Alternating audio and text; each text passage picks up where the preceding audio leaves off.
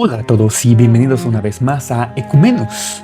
El día de hoy, siguiendo con este desarrollo teológico, religioso, histórico, quiero hablarles sobre la Reforma.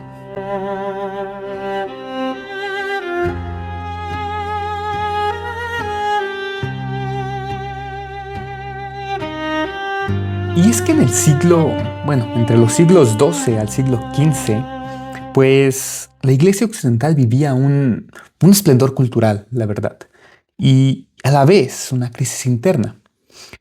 O sea, pensemos en las catedrales barrocas, góticas, en Santo Tomás de Aquino, ¿no? Y su escolástica, en Eckhart o su mística teológica, o de Santa Catalina de Siena, ¿no? O sea, todas las figuras y agreguemos todas las apariciones marianas, agreguemos todo el desarrollo filosófico, teológico, la literatura y los mártires, obviamente, pues todo esto nos habla de una vitalidad indiscutible en la Iglesia Católica Romana. Estamos hablando de toda la Edad Media, que aparte, pues la Iglesia, el Vaticano, mejor dicho, o el Papa como el rey, por así decirlo, controlaba todos los reinos de esa región.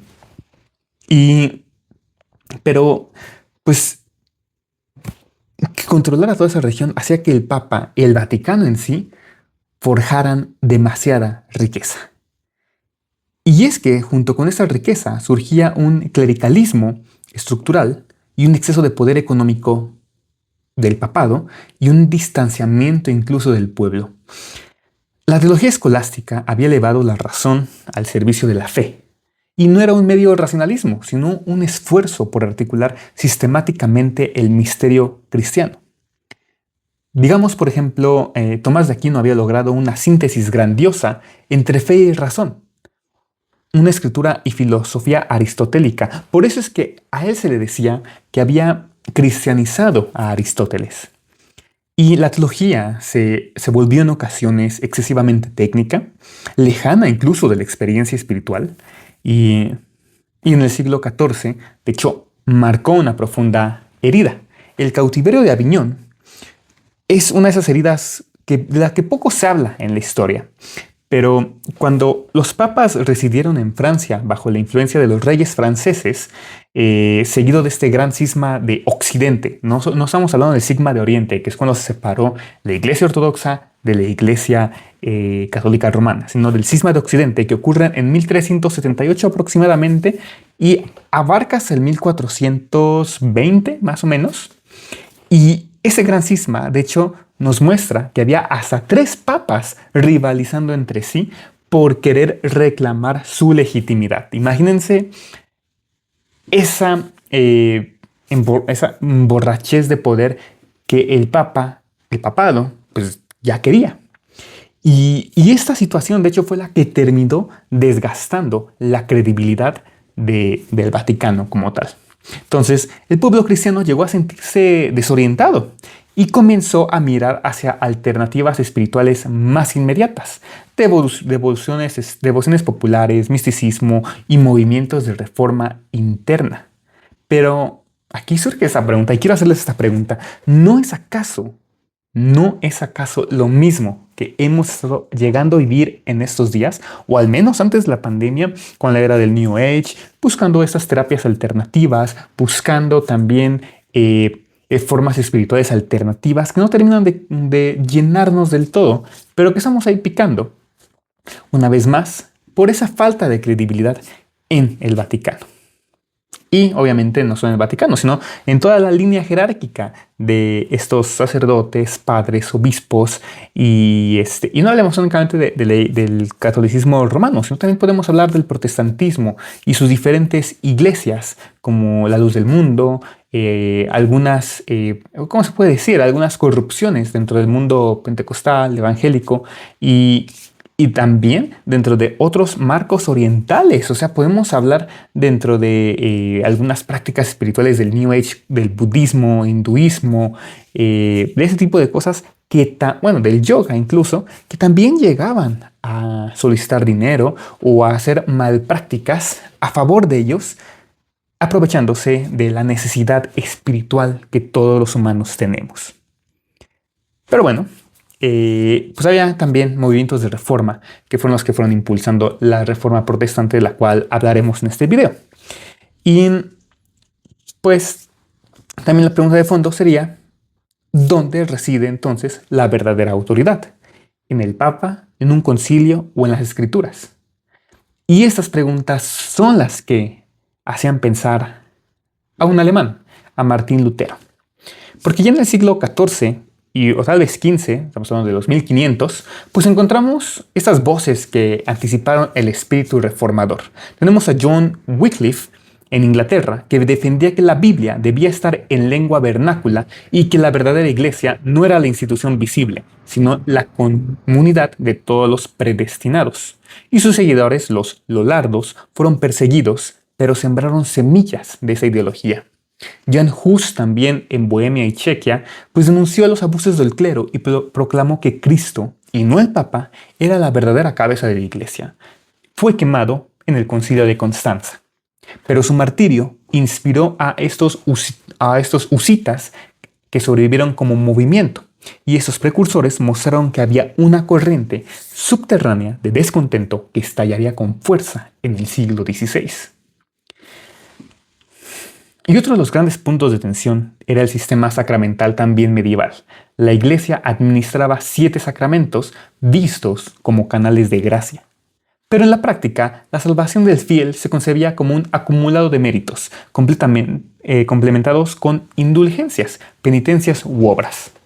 Y el problema no era la doctrina oficial, que seguían afirmando según la primacía de la gracia, sino la práctica popular. La salvación se había vuelto un sistema de contabilidad espiritual, donde el creyente buscaba acumular indulgencias, peregrinaciones, reliquias y misas de difuntos para reducir el tiempo en el purgatorio.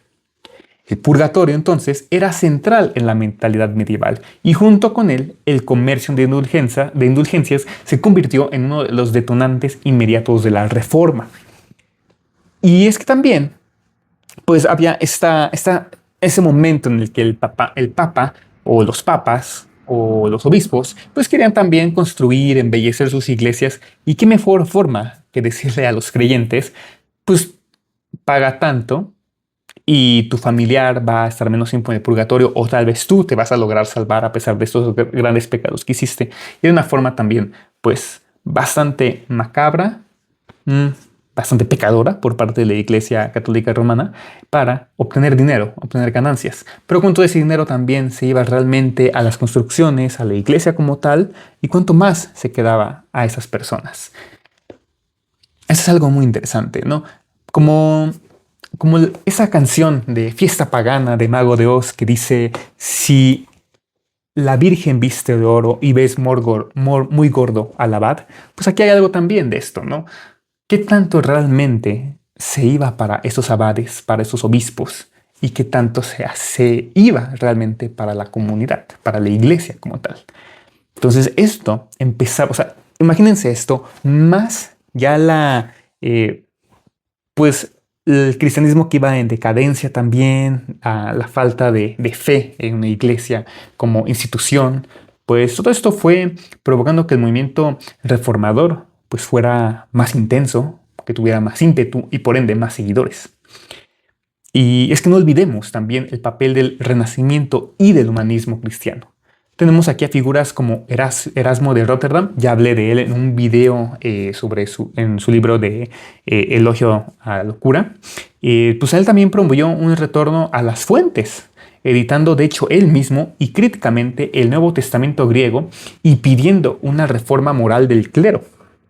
Y es que Erasmo no rompió como tal con Roma, pero su espíritu crítico sí influyó en Lutero. El humanismo aportó 2 cosas decisivas. Primero, el acceso directo a las lenguas bíblicas y patrísticas. Y segundo, una nueva conciencia individual que preparó el terreno para la centralidad de la fe personal. Todo esto configura el escenario en el que Martín Lutero aparecerá también como este cisma teológico.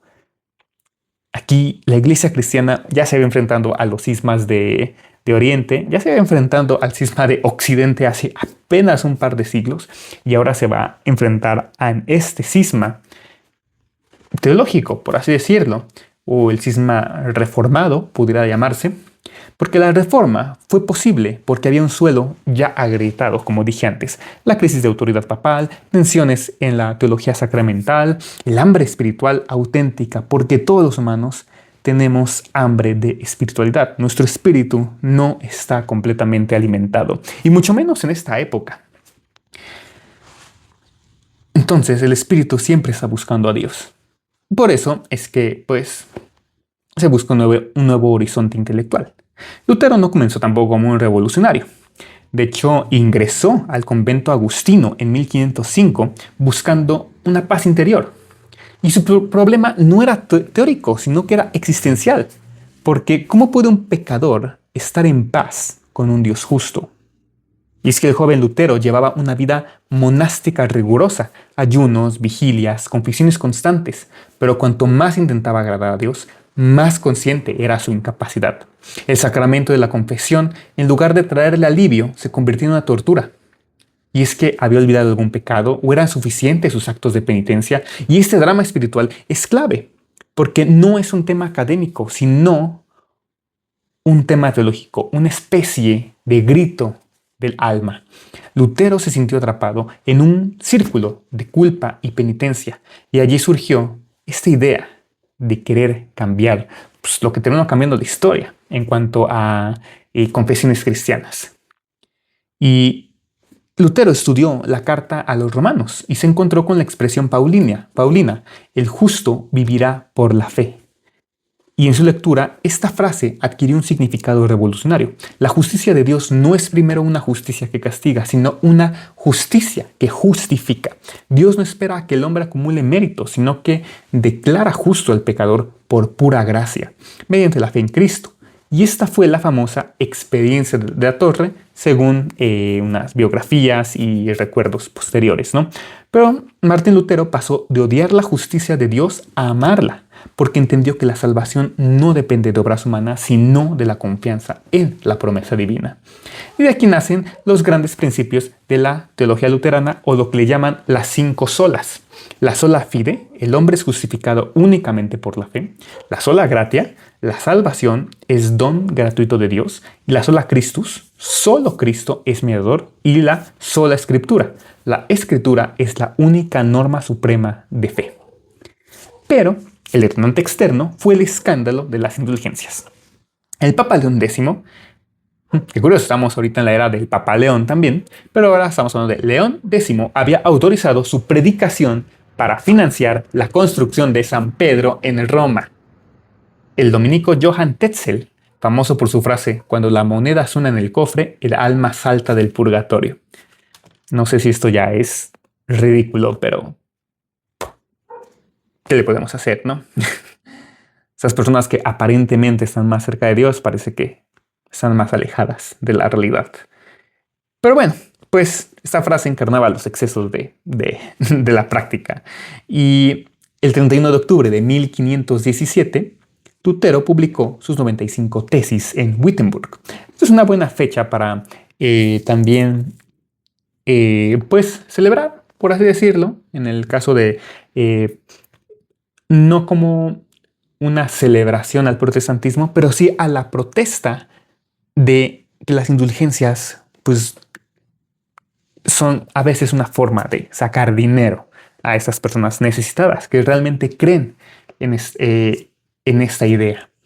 Pues él publica esas 95 tesis en Wittenberg, un texto académico que su función era debatir, porque no negaba el purgatorio ni las indulgencias en sí, pero sí cuestionaba su mercantilización y sobre todo la idea de que podían asegurar la salvación. Porque una vez más, ¿cómo es que ese dinero que es mortal, se va a un mortal, puede salvar un alma inmortal que está en un terreno completamente distinto de este? Bueno, está para pensarse, pero esa es una primera pregunta que yo me haría. Y es que la tesis pues, se propagó rápidamente gracias a la imprenta. Lo que era un debate local se convirtió en un incendio religioso europeo. Y en los años siguientes la confrontación de hecho escaló. Porque Martín Lutero defendió que la autoridad última no era el Papa ni los concilios, sino la Escritura. En 1521, ante el emperador Carlos V, se negó a retractarse, porque dijo, aquí estoy y no puedo hacer otra cosa. Fue excomulgado de la Iglesia Católica y declarado proscrito. Sin embargo, bajo la protección del electo Federico de Sajonia, que actualmente sería Inglaterra o todo el Reino Unido, pues Lutero tradujo la Biblia al alemán y continuó predicando. Y la ruptura con Roma de Sajonia ya era irreversible. Podríamos llamarle entonces aquí, pues, el cisma de Sajonia, si es que queremos darle un nombre. Porque lo que había comenzado como una reforma terminó en una confesión cristiana que ha llegado hasta nuestros días. Y de esa forma Lutero conservó gran parte, pues de hecho, por sus estudios católicos, sí conservó gran parte de la tradición sacramental, pero la reinterpretó a la luz de la justificación por la fe, porque él consideraba el bautismo como esencial y eficaz. Pero el bautismo no depende de la fe del hombre, sino de la promesa de Dios. Y es que él sí defendió el bautismo infantil. Él también rechazó la transubstanciación escolástica de la Eucaristía, pero afirmó la presencia real de Cristo. Entonces aquí es donde empieza a haber esos cambios. Por ejemplo, en la Iglesia Católica Romana se cree en esa transubstanciación, en la que la Eucaristía y el vino representan literalmente la carne y la sangre de Cristo. Para el protestantismo ya no se ve de esta forma, se ve como un símbolo que no va hacia el cuerpo y la sangre, sino un símbolo de esa última cena y todo lo que representa. Pero a diferencia de las confesiones protestantes más actuales, él seguía defendiendo el bautismo en los infantes. También habló de una consubstanciación. Cristo está en, con y bajo el pan y el vino. Aceptó la confesión privada, pero sin obligación. Para él, el perdón se recibe por la fe en la palabra y rechazó la sacramentalidad del orden sacerdotal, la confirmación, la extrema unción y el matrimonio como sacramentos propiamente dichos. Es que, en definitiva, mantuvo los dos sacramentos principales, el bautismo y la Eucaristía. Los demás fueron removidos de la teología sacramental protestante o reformada. Y a esto, otra revolución que fue la visión de la Iglesia, porque para él no hay una jerarquía ontológicamente superior. Todos los bautizados participan del sacerdocio de Cristo, pero esto no elimina el ministerio pastoral, pero sí lo redefine como servicio de la palabra y de los sacramentos, no como una mediación sacrificial. La Iglesia ya no se definía entonces por la obediencia al Papa, sino por la predicación fiel del Evangelio y la recta administración de estos dos sacramentos. Creo que en ese sentido vale la pena hacer un pequeño breviario cultural sobre lo que es un sacramento, ¿no? Porque se habla mucho de los sacramentos, de que el catolicismo tiene 7 sacramentos contra el protestantismo, que tiene solamente 2. Y es que el término sacramento, pues, puede entenderse teológicamente, que es como debe, pues, aprenderse en ese sentido, pues es entender cómo lo divino se manifiesta dentro de lo material, dentro de toda la creación divina. Entonces, es reconocido como un simbolismo significativo. Entonces, pues esta división entre el protestantismo y el catolicismo romano, pues crea pues esa discusión sobre cuántos son los sacramentos verdaderos, ¿no?, que hay. Todos aceptan, eso sí, el bautismo y la Eucaristía. Eso es como lo más importante. También mucho tiene que ver con cómo Agustín de Hipona también definió los sacramentos. Él dijo que eran un signo o son un signo externo de una gracia interna instituido por Jesucristo. Entonces, los sacramentos de esta forma significan la gracia de Dios de manera observable para el participante. Bueno, es una forma de entender los sacramentos. Ya Tal vez habrá otro momento para poder hablar más a detalle de ellos y de su importancia. Pero vamos a seguir con este recorrido histórico, porque tras Lutero, sus seguidores, de hecho sus seguidores de Lutero sistematizaron su teología en confesiones de fe, como la Confesión de Augsburgo, que la redactó Melanchthon, y en ella estableció una identidad luterana, como el nuevo nombre de la iglesia, ¿no? El luteranismo. En esta confesión se habló de la centralidad de la justificación por la fe, habló de los 2 sacramentos, la autoridad de las escrituras sobre el magisterio, la iglesia como congregación de creyentes también. Entonces, así, el luteranismo podría decirse que fue la primera iglesia protestante. Y es que la teología protestante inicial o luterana, como queramos verla, pues no solo fue un debate doctrinal, sino que terminó transformando y dividiendo a Europa en 2 partes. Los que eran, o sea, de por sí Europa ya estaba dividida en 2 iglesias, eso le agregó una división adicional, en la que casi toda la parte alemania, holandesa o de Países Bajos, inglesa y nórdica, pues terminó asumiendo el protestantismo, mientras que el resto más hacia el sur mantuvo el catolicismo romano. Entonces esto permitió, de hecho, la formación de iglesias nacionales bajo príncipes alemanes, lo que de hecho debilitó la política del Sacro Imperio Germánico, porque este estaba, no podemos decir coludido, pero sí en trabajo conjunto con el Vaticano. Y esto abrió el camino a la modernidad en el sentido de conciencia individual. La traducción de la Biblia al alemán también unificó la lengua y democratizó el acceso a las escrituras. Entonces, la Reforma no solamente fue un debate y una división contra la Iglesia Católica Romana, sino que fue un fenómeno con muchas tensiones teológicas, políticas y sociales, pero que también abrió la religión a más grupos. Permitió que la Biblia se tradujera al inglés, obviamente al alemán y a otros idiomas, pues que eran considerados seculares, porque al principio solamente estaba en latín y en griego, y obviamente en hebreo.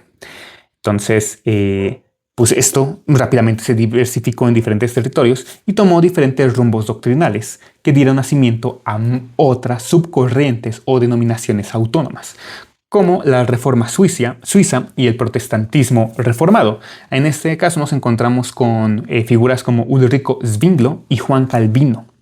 Ulrico nació en 1484 en San Galo. Zwinglio fue contemporáneo, de hecho, de Lutero, pero su aproximación a la Reforma tenía también otro tipo de matices que lo distanciaban de la postura alemana. De hecho, él tuvo una formación humanista en Viena y adoptó un enfoque crítico del cristianismo institucional, pero a la vez profundamente bíblico. Mientras Lutero insistía en la justificación por la fe y mantenía cierta continuidad simbólica de la doctrina y la práctica. Entonces, en Zúrich, pues se convirtió en predicador principal e impulsó una serie de reformas también litúrgicas que reflejaban una interpretación estrictamente bíblica de la vida cristiana en general. Entonces, su crítica, de hecho, él hizo una crítica al culto eucarístico que era, de hecho, muy radical. Porque mientras Lutero sostenía la doctrina de la consubstanciación, es decir, la presencia de Cristo en la Eucaristía sin transubstanciación, Zwinglio propuso que la comunión era un acto meramente simbólico, una memoria de la obra de Cristo, es decir, una especie de memorial.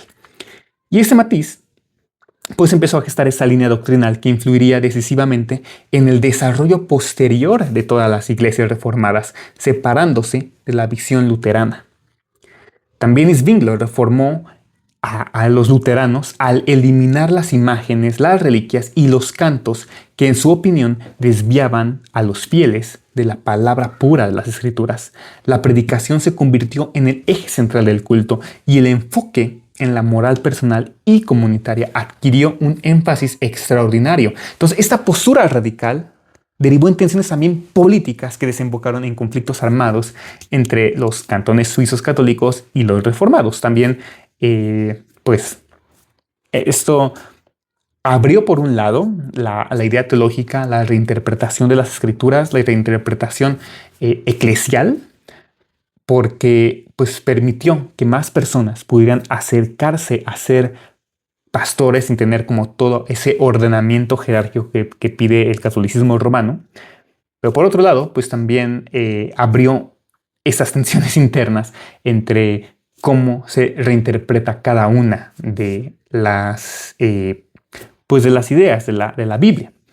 Y pues eso fue lo que pasó. Ulrico perdió la vida en la guerra de Kappel, en Suiza, y pues esa fue su vida, ¿no? Desde ese punto de vista.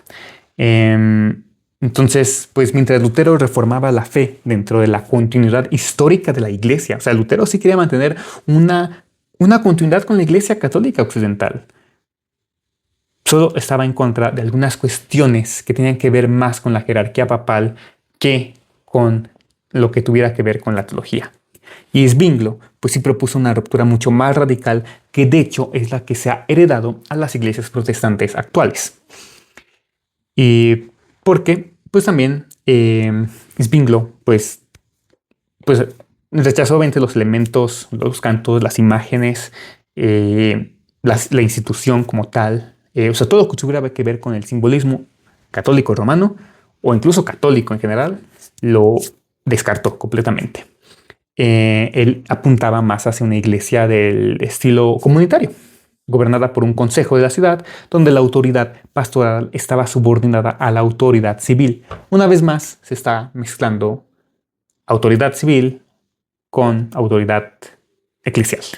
Algo que, pues sabemos, no siempre termina bien. Pero bueno, eso fue lo que pasó con él. También tenemos a Juan Calvino, también uno de los grandes teólogos, también gran, pues protestante, bastante conocido. Él cultivó y consolidó una teología sistemática que alcanzó influencia internacional. Él nació en Francia y también formado en humanidades y derecho, pues experimentó su conversión ya casi a la edad de 30 años, un poco antes, un poco después, en un momento marcado por la emergencia de las ideas reformadas en toda Europa. Llegó a Ginebra y invitado inicialmente para asesorar la reforma local, y allí encontró un terreno fértil para implementar pues un modelo teocrático y disciplinario de iglesia, inspirado parcialmente por Zwinglio, pero con una dimensión doctrinal también sistemática. Entonces, la obra de Calvino representó un intento de articular la teología reformada en un corpus racional, didáctico y pues pastoral. Entre los elementos distintivos, de hecho, de la teología calvinista destacan la soberanía absoluta de Dios y la predestinación. A diferencia de Lutero, que se enfocaba en la justificación por la fe y la gracia, Calvino desarrolló una visión más amplia del orden divino. Y es que esta doctrina constituye un principio, o el principio hermenéutico, fundamental desde el cual se articula toda la teología sistemática reformada. Porque para Calvino, la soberanía divina no es meramente un atributo entre otros atributos, sino que es la realidad principal, ontológica, que define la naturaleza misma del ser divino, de Dios, y, de hecho, su relación con la creación. Calvino fundamenta esa doctrina en una exégesis de los textos romanos, Efesios y Daniel, interpretados a través, de hecho, de la teología agustiniana, de Agustín de Hipona. Entonces, la influencia de Agustín de Hipona, a pesar de que creo que muchas iglesias llegan a rechazar a Agustín de Hipona y a Tomás de Aquino por ser católicos romanos, de hecho, mucha de su teología sí influyó a la creación del protestantismo. Entonces, también es un autor que vale la pena leer, del cual yo espero leer La ciudad de Dios. Ahí tengo el libro, no lo he podido leer, pero espero leerlo para poder hablar más sobre él, ¿no? Entonces, bueno, vale la pena leerlo. Y pues la influencia de Agustín de Hipona, pues sí, es evidente en Calvino, pero también en Lutero, también en Zwinglio, también en varios teólogos posteriores. Entonces, pues toma de de Agustín, la predestinación, que es la expresión de la libertad soberana de Dios, no condicionada por la presencia de méritos humanos. Aquí es donde viene esta pauta de no importa lo que hagas, la presencia de Dios ya está prehecha, predestinada. Él también desarrolló el concepto de doble predestinación, con una sofisticación teológica que de hecho rebasa la teología luterana, porque Calvino distingue entre la predestinación a la salvación y a la condenación. No solamente todo salvo, sino que hay una condenación también. La predestinación a la salvación es el decreto eterno e inmutable por el cual Dios eligió a algunos para la vida eterna, no por obras previstas, sino por algo que llamó beneplácito soberano, algo ya prehecho. La predestinación a la condenación es el decreto divino que pasa por alto a los réprobos, permitiendo que permanezcan en su estado de corrupción natural. Y esa doctrina reformula radicalmente la soteriología medieval. Mientras el tomismo, es decir, lo de Tomás de Aquino, mantenía cierta sinergia, ¿no? con el concepto de cooperación con la gracia, Calvino establece un monoergismo absoluto donde la salvación es sola gracia en su sentido más estricto. La orden calvinista dice que hay una elección eterna, una llamada, una regeneración, eso trae consigo la fe, entonces hay una justificación, hay una santificación y entonces hay una glorificación. Entonces por eso se dice que, por así decirlo, hay una predestinación, por lo tanto todos serían salvos. Pero su doctrina no fue tomada como una verdad tampoco irreprochable, lo cual está bien, porque si se toma lo que uno de estos teólogos, uno de estos filósofos dice como verdad inefable, pues volvemos a caer en lo que está pasando con la Iglesia Católica Romana, con el Papa, que se considera inefable porque fue colocado por Dios. Y no, tenemos que justificar, si tenemos que pedirle justificación a estas personas, pero tenemos que cuestionar a estas personas para entender de dónde surge ese razonamiento. Y es que en el caso de Calvino, pues sí generó muchas tensiones del orden hermenéutico, es decir, del orden interpretativo. En primer lugar, se cuestionaba que si Dios predestina todo, pues ¿cómo mantener la responsabilidad humana? A lo que se llamó el problema del mal moral. Después está cómo reconciliar los textos los textos bíblicos con la elección particular o cómo entender la universalidad del amor divino. Y cómo es posible justificar que es justo condenar sin consideración de obras. Porque nos preguntamos dónde entonces queda esa justicia divina de la que tanto se nos llega a hablar. O sea, uno nace, no importa que te portes mal, crees, entonces te salvas. O te portas muy bien, pero tu predestinación está ya predestinada a la condenación. Entonces no importa que hagas todo bien, que creas, si de todas formas estás mal. Sí, tienes razón. Hay muchos puntos débiles en su teología, en su soteriología. Pero Calvino, pues sí responde que hay una voluntad decretiva y una voluntad perceptiva de Dios, manteniendo que Dios puede desear universalmente la salvación preceptivamente, mientras la restringe decretivamente. O sea, que su precepto, antes de, es que todos somos salvos, pero él restringe su salvación por su propio decreto.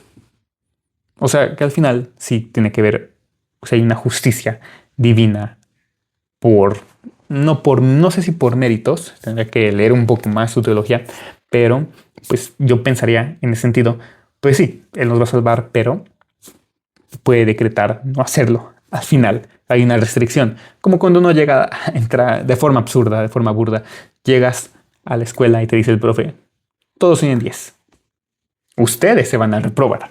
Puede ser una forma de verlo. Calvino también propuso un cambio en los sacramentos doctrinales, pues los posiciona como vía media entre la transubstanciación católica y el simbolismo de Zwingli. Calvino define el sacramento como un signo externo de gracia interna, estableciendo conexión real pero espiritual entre signo y cosa significada. Su interpretación de los sacramentos a la luz de la hermenéutica se basa en la unión del signo con la cosa significada. Es decir, que los sacramentos no son meros símbolos, sino instrumentos de gracia. Entonces advierte que solo los predestinados reciben ese beneficio espiritual y su eficacia depende de la acción neumatológica, es decir, del alma. Entonces, que no se opera externamente. Entonces, un punto crucial aquí es que establece el bautismo como sacramento de iniciación, es decir, de ingreso visible a la comunidad del pacto. También como un signo de regeneración, es decir, una representación del lavamiento espiritual, y también como un sello de adopción, es decir, que está confirmando su filiación divina a Cristo.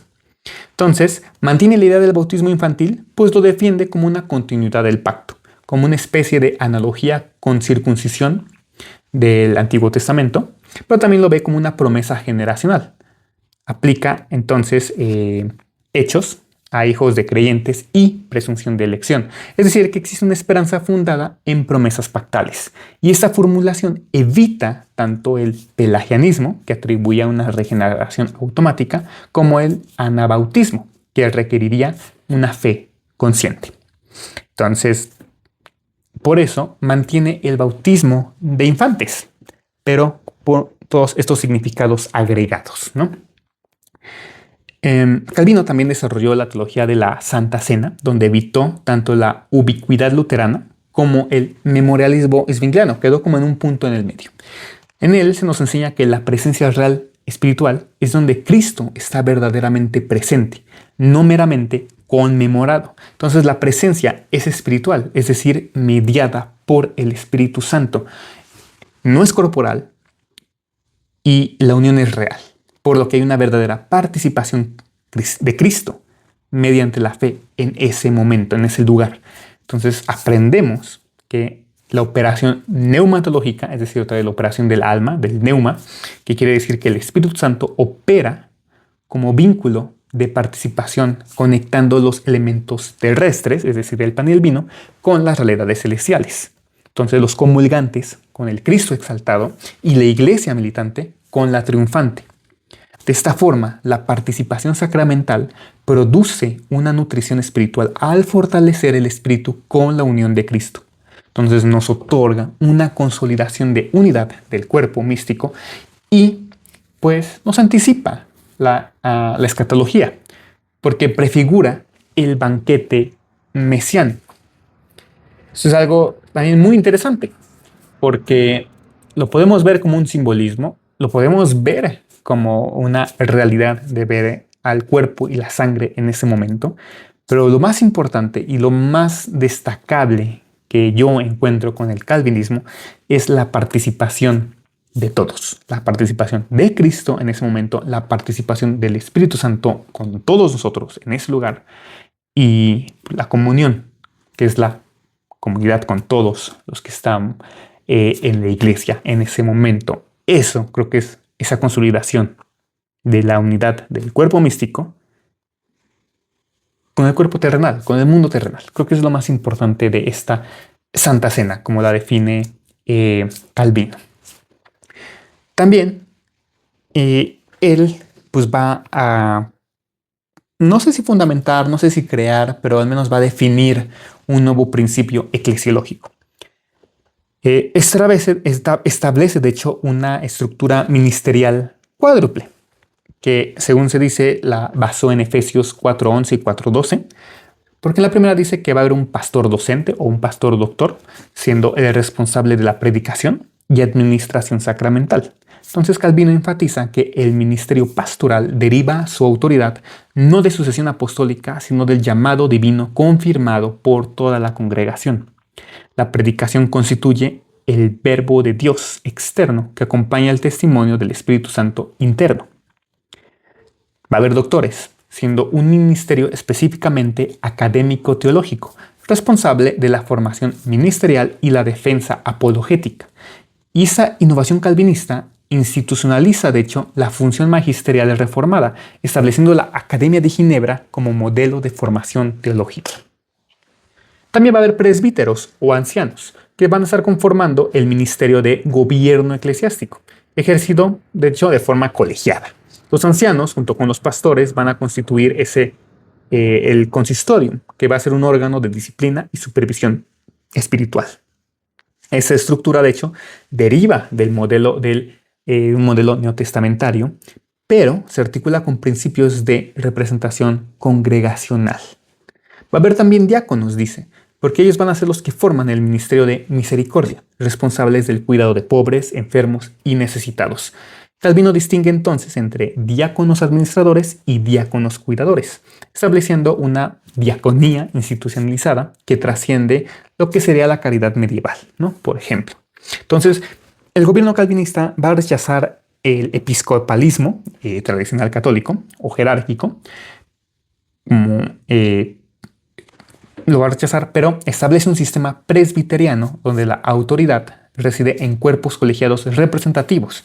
Los tribunales eclesiásticos van a operar por jurisdicción ascendente y la disciplina pues se va a aplicar según Mateo 18, 15 a 17. Eso es algo que pues habla Calvino. Calvino, pues recordando que estudió Derecho, ¿no? Entonces tal vez tiene que ver mucho de lo que él estudió para aplicarlo a su reforma.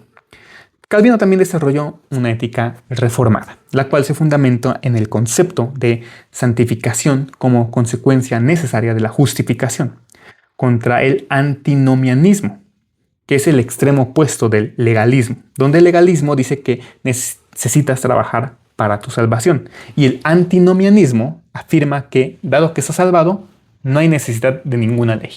Funcionalmente, los antinomianos no solo creen que no necesitan seguir la ley, sino que también cualquier otra moral, religiosa, social, política, todo eso, según ellos, puede ser ignorado. En otras palabras, es alguien que usa la gracia como excusa para vivir como le dé la gana. Entonces, pues, Calvino sabía que iba a ocurrir algo así. Entonces, pues establece que la fe justificante produce necesariamente obras de obediencia. Porque tú al creer, tú al tener esa fe, quieres seguir los pasos de Cristo. Y entonces te hace obrar obedientemente. De otra forma, entonces no estás creyendo o simplemente estás usando, como dice, una excusa, ¿no? Es una causa como evidencia no como una causa de evidencia de elección, sino que tú obedeces porque estás creyendo, ¿no? Y aparte lo fusiona con la ley mosaica. Hay un uso civil, es decir, restricción del mal en la sociedad. Hay un uso evangélico, convicción del pecado. Hay un uso normativo también, guía para la vida cristiana. Entonces, de hecho, este tercer punto, el de guía para la vida cristiana, pues establece la continuidad entre la ley del Antiguo Testamento con la vida cristiana, con el Nuevo Testamento. Entonces, crea estas normas porque sabe que va a haber personas que se van a aprovechar de esa justificación por fe para, pues, portarse mal. Pero pues nos dice, su teología es muy clara. Si eres salvo por fe, pues automáticamente vas a querer portarte bien. Entonces automáticamente vas a ser salvo porque te has portado bien. Entonces va a ser un círculo virtuoso en este sentido. También él conceptualiza la vocación. Esto es algo que no se había escuchado en el términos de espiritualidad medieval, porque el monasticismo reservaba la perfección para la vida religiosa, pero Calvino establece que toda ocupación lícita constituye una vocación divina, y esta doctrina genera la dignificación del trabajo secular. Hay una ética de excelencia profesional y la responsabilidad social como mayordomía. Es decir, que todo lo que hacemos en nuestra vida tiene que estar regido por la perfección divina. No importa qué tan secular sea nuestra actividad, mientras sea lícita, hay una constitución de vocación divina en ese momento. Hay algo que tenemos que hacer también bien para la sociedad, para nosotros, para todos. Entonces tenemos que hacerlo también bien, de forma aspirando a una perfección, sabiendo que no vamos a alcanzarla, pero porque lo vamos a hacer bien, por el bien de todos, ¿no? Entonces, pues por eso es que se llama la época de la Reforma, porque hubo muchas reformas teológicas en ese momento. O sea, ya mencionamos a tres: Lutero, Zwinglio y Calvino. Entonces, pues al examinar todo este panorama de la Reforma, más allá de Alemania, pues encontramos que el protestantismo dejó de ser un movimiento también homogéneo y se diversificó en muchas, múltiples tradiciones. La Reforma suiza, la calvinista, pues contrastaban de hecho con la luterana en varios aspectos, ¿no? En la eclesiología, primeramente, en la liturgia, porque la práctica luterana sí conservó elementos del culto medieval, incluyendo su música y su vestimenta clerical y símbolos. Pero Zwinglio y Calvino introdujeron el minimalismo ritual, donde la predicación y la lectura de las escrituras eran el centro. También hubo cambios en las doctrinas y sacramentales, es decir, en su entendimiento, interpretación, su forma de ejecutarlas. También hubo en la teología moral, lo que implica la predestinización, también hubo cambios ahí, ¿no? Entonces, pues sí, hubo muchos cambios incluso dentro de la Reforma. Por eso es que el protestantismo tiene muchas denominaciones, porque a pesar de que surgen de una misma, van reinterpretando la forma, tanto eclesial, litúrgica y de las escrituras, para acomodarse a pues el entendimiento de Cristo, ¿no? Entonces, la teología pues, de Calvino también no permaneció como tal en Ginebra, porque durante el siglo XVI la reforma reformada se expandió a Francia, a Escocia. En Escocia estuvo John Knox, quien consolidó la tradición presbiteriana, y en los Países Bajos la influencia calvinista se entrelazó con el contexto de resistencia contra España, dotando a la reforma de un fuerte componente político y nacionalista. Una vez más, estas reformas, estos cismas, siempre van a ir acompañados de la cultura y la política que se esté viviendo en esos momentos. Entonces, estos procesos demuestran que la reforma no fue un fenómeno, como dije antes, exclusivamente doctrinal o teológico, ¿no? Porque la teología en este caso sí se empieza a vincular con estructuras de poder, con conflictos locales y necesidades sociales también. La capacidad de Zwinglio y Calvino para fusionar doctrina y práctica permitió que el protestantismo reformado se institucionalizara en formas que fueron más allá de las fronteras suizas, lo que les permitió crear una red transnacional de iglesias autónomas, disciplinadas y teológicamente hasta cierto punto coherentes en su momento. Entonces, eso nos permite ver que esas reformas no fueron eventos o fenómenos monolíticos, sino que hubo conjuntos de trayectorias de distintos aspectos que se iban alejando, de hecho, de la Iglesia católica y, por lo tanto, de la fe y filosofía medieval. Entonces, sí, el luteranismo sí conservó elementos tradicionales, pero se centró en la justificación por la fe. La Reforma suiza buscó purificar la liturgia y la práctica, ¿no? El calvinismo sistematizó la teología y la ética comunitaria. Entonces, pues todas estas corrientes pues no solo diferenciaron a los protestantes entre sí, sino que definieron las líneas de contraste con la Iglesia católica y ortodoxa, ¿no? No olvidemos la ortodoxa, que sigue ahí, no se pelea con nadie, está ahí tranquila del otro lado de Europa, pero hay sus diferencias, ¿no? La centralidad de la escritura fue como su punto más fuerte al que se mantienen.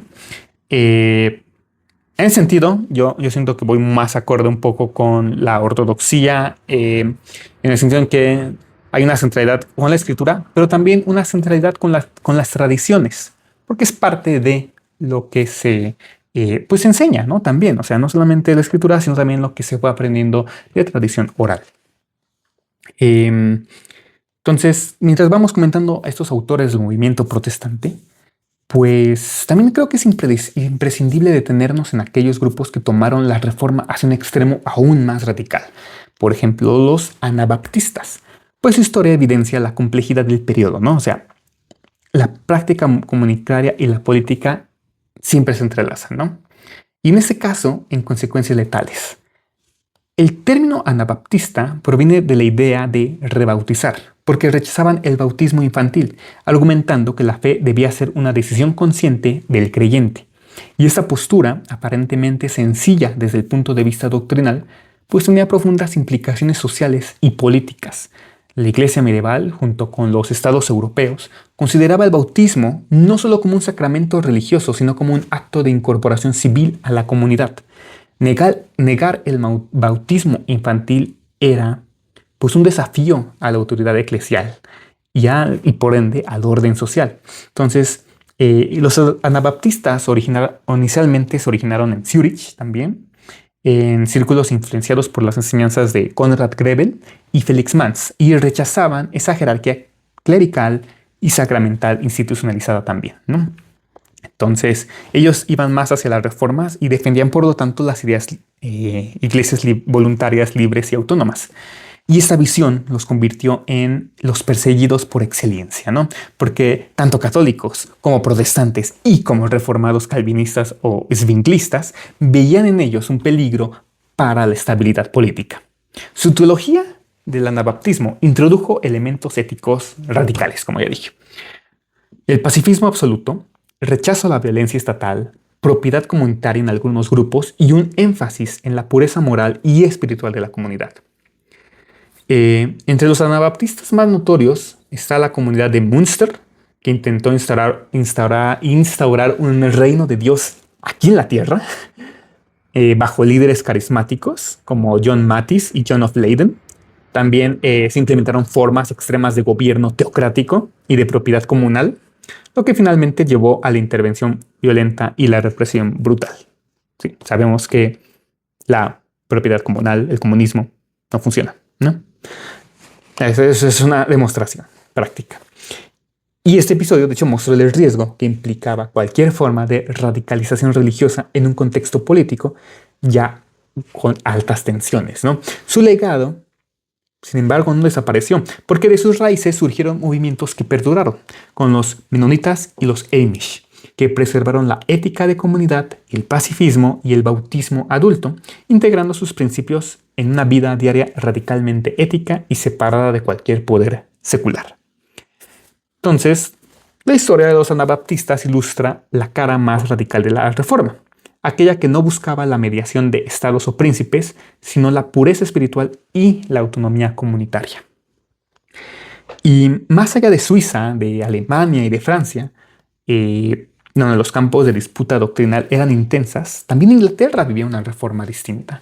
Y esta estaba evidentemente marcada por la política y la monarquía británica.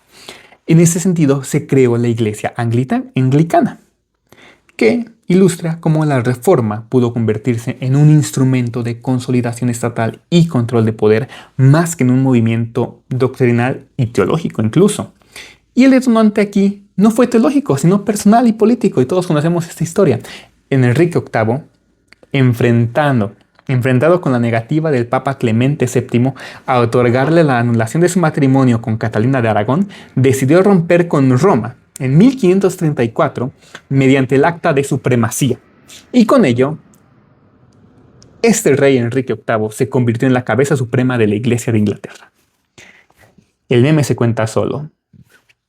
Si no me permites divorciarme, voy a crear mi propia iglesia, con mis propias reglas, con mis propios juegos de azar.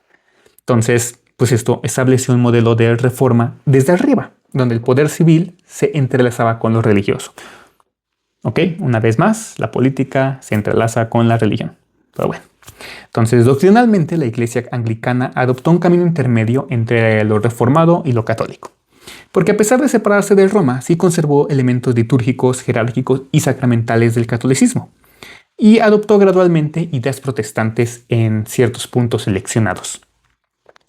Ahí se creó el libro de la oración común bajo Eduardo VI, que consolidó también una liturgia protestante moderada, mientras que bajo María I se buscó la restauración católica y bajo Isabel I se estableció una síntesis pragmática, que era el anglicanismo como una vía media que permitía estabilidad política y una unidad nacional, a la vez que incorporaba reformas doctrinales en ciertos puntos esenciales, ¿no? Entonces, este modelo resalta una dimensión crucial de la reforma. La religión no podía separarse de la política ni del control territorial. Entonces, Inglaterra se convirtió en un estado-nación donde la Iglesia era un instrumento de centralización del poder. Y paralelamente a esas transformaciones religiosas, Europa también vivía una era de expansión imperial, ¿no? Por estas fechas ya había llegado la colonización o virreinato en América, bueno, de México hacia el sur, y los británicos ya iban llegando a Canadá y habían fundado las 13 colonias, iban llegando a la India, los portugueses iban llegando a África, Japón, Indonesia, incluso Australia y Nueva Zelanda, ¿no? Entonces son épocas de gran expansión imperial para estos reinos y por lo tanto la reforma estaba intrínsecamente ligada a la geopolítica del momento. España y Portugal, profundamente católicos y vinculados a Roma, veían la expansión ultramarina como una extensión del poder papal y de la evangelización católica. Y la colonización de América y partes de Asia se justificaba teológica y políticamente como una cruzada de fe, donde la conversión de pueblos indígenas era inseparable de la imposición de estructuras políticas y económicas. Por otro lado, Inglaterra emergía como una potencia también marítima y protestante en proceso de consolidación. La Armada Española, por un lado, la hegemonía portuguesa y el monopolio del comercio ultramarino eran percibidos como obstáculos religiosos de la libertad religiosa, económica y política desde la perspectiva de los ingleses. Y la reforma anglicana proporcionó un marco ideológico que legitimaba la oposición a la expansión hispánica y portuguesa y la colonización de territorios se convirtió en una oportunidad no solo de acumulación económica, sino de proyección y evangelización religiosa y cultural desde el punto de vista protestante. Entonces, la disputa entre imperios no fue meramente de territorios, sino también de confesiones. Y eso también influenció la reforma en la práctica, ¿no? Tenemos a los hugonotes franceses, los calvinistas neerlandeses y reformados ingleses, quienes pues veían a sus enemigos, los católicos españoles y portugueses. La expansión protestante no fue entonces solamente religiosa, sino que también fue política, económica, militar y al final de todo eso implica que fue una expansión geopolítica. Y pues habiendo explorado las raíces de la reforma desde Lutero hasta Calvino, pasando por los anabaptistas y la iglesia anglicana, pues creo que vale la pena, ¿no? Adentrarse un poco más al complejo desarrollo del protestantismo post-reformado. Esta fase abarca desde finales del siglo XVI hasta principios del siglo XVIII y de hecho constituye un punto de consolidación doctrinal. Y es que la emergencia de movimientos de renovación espiritual, tensión entre razón y fe y expansión cultural y social de las iglesias, pues son muy importantes para ir entendiendo cómo la reforma fue ganando cierto poder en ciertas regiones frente al catolicismo. Y para comprender este periodo, considero tomar en cuenta varias dimensiones, ¿no? La sistematización de la ortodoxia protestante, la emergencia del pietismo, la influencia de la ilustración y los fenómenos de avivamiento religioso que marcaron la vida espiritual de Europa y de América. Porque tras la reforma inicial, las iglesias protestantes enfrentaron la necesidad de consolidar doctrinas y prácticas frente a múltiples desafíos, ya fueran internos, como disputas entre calvinistas y luteranos y anabaptistas. También hubo enfrentamientos externos, como la presión de la Iglesia Católica y el Estado. Y este proceso se conoce comúnmente como la era de la ortodoxia protestante. En la tradición luterana emergen figuras como Johann Gerhard, que sistematiza la teología luterana, y esta sistematización se convierte en referencia para seminarios y escuelas eclesiales. Junto a otros teólogos también buscaron codificar la doctrina luterana, asegurando una coherencia frente a interpretaciones que también se prestaban a la divergencia frente a la crítica católica de post del Concilio de Trento, ¿no? Entonces, esta ortodoxia luterana enfatizó la centralidad de la Escritura una vez más, como todo en la Reforma protestante, la justificación por la fe, la autoridad de los sacramentos y la correcta interpretación de los confesionarios luteranos. Este capítulo continuará.